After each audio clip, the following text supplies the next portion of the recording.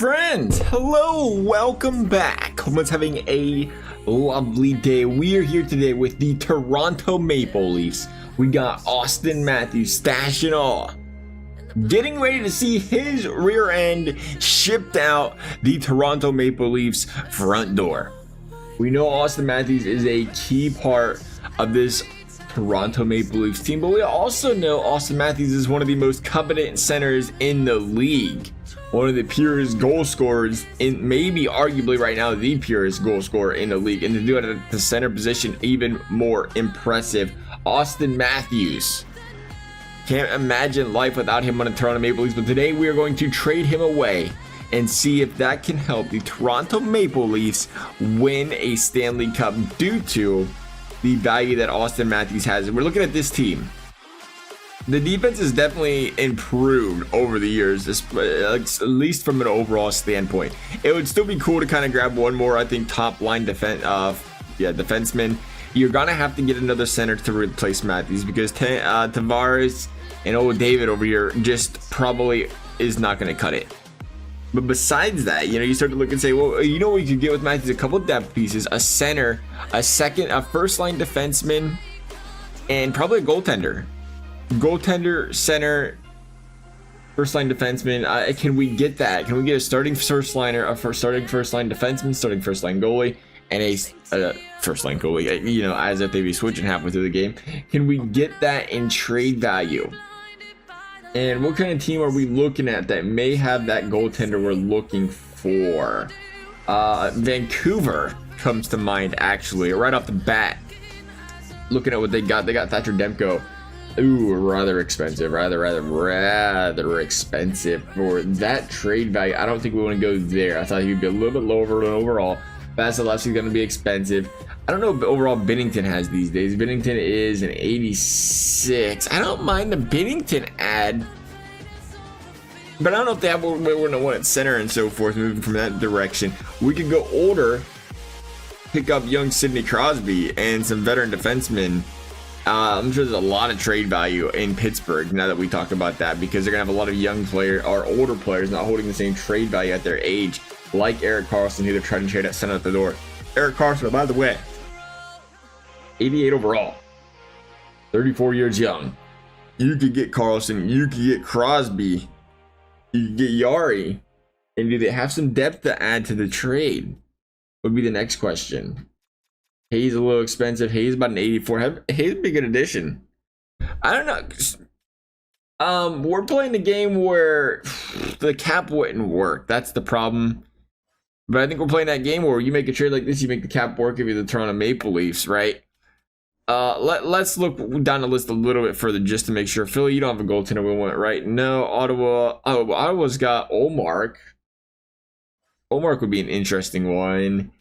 Stützle would be way too expensive though, so that's not going to work over there in Ottawa. The Rangers have Shesterkin, too expensive for our picking here. The Islanders have Sorokin a little expensive in the price tag there.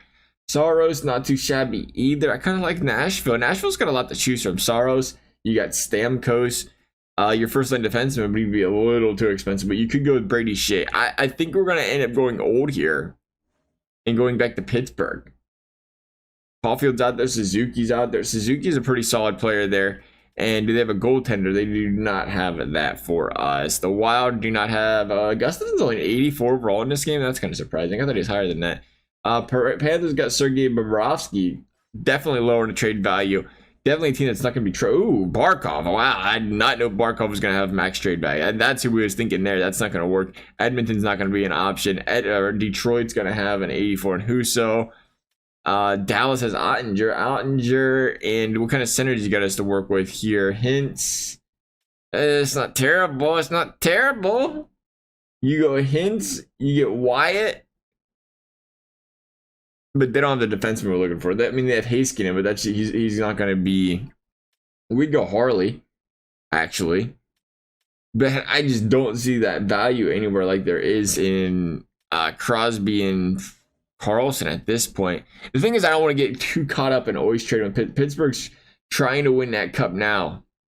would they, it kind of counteract what they're doing. Hey, we don't really care what they want to do, to be honest. We're trying to stay like Toronto right now, baby. You have Aho, he's a little expensive. Slavin and Nachos would be some good ones too.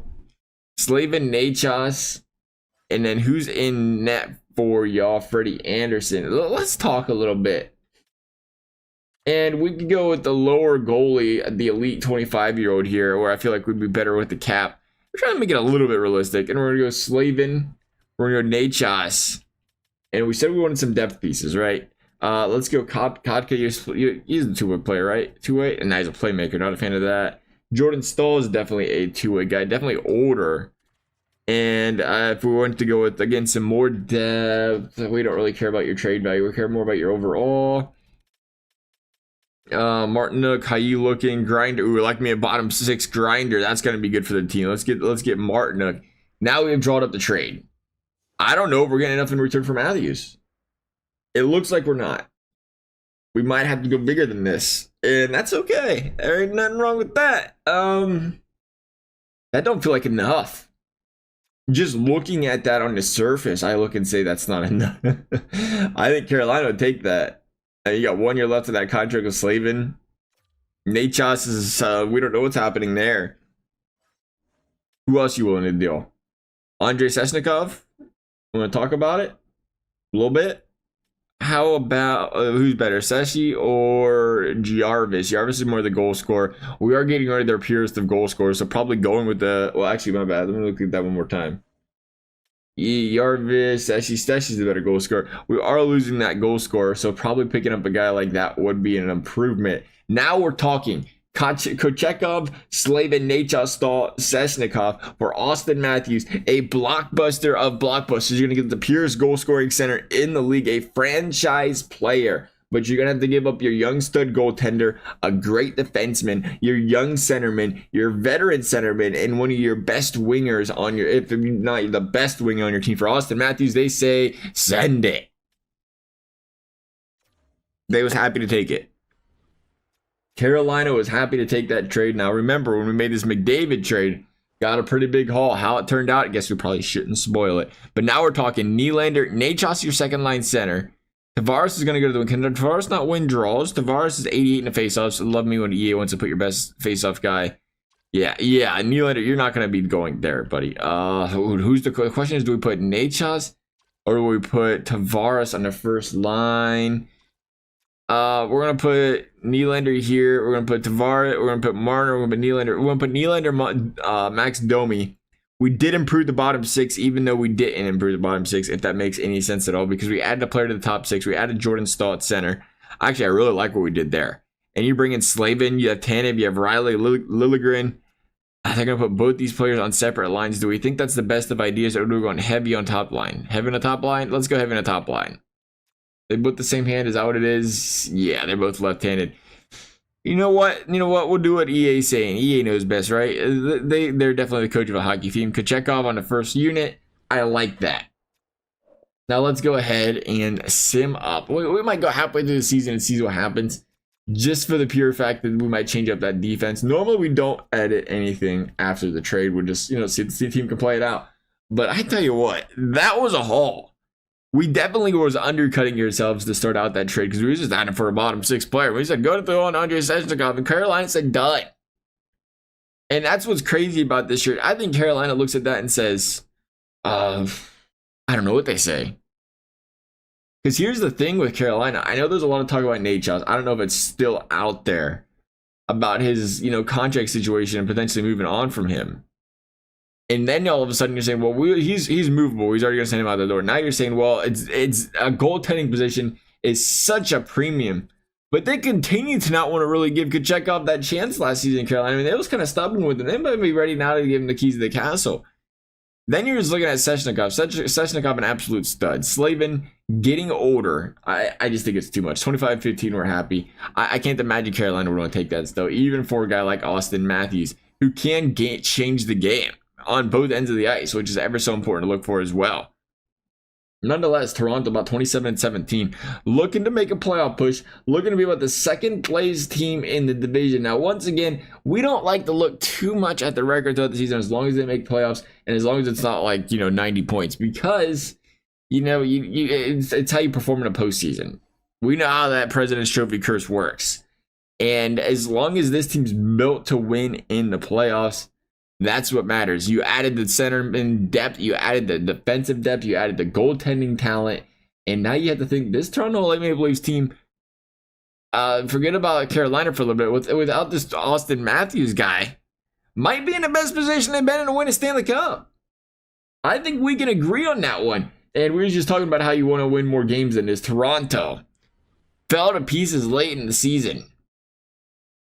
Not what he was looking for. We may change these lines up right in the smack dab of playoffs.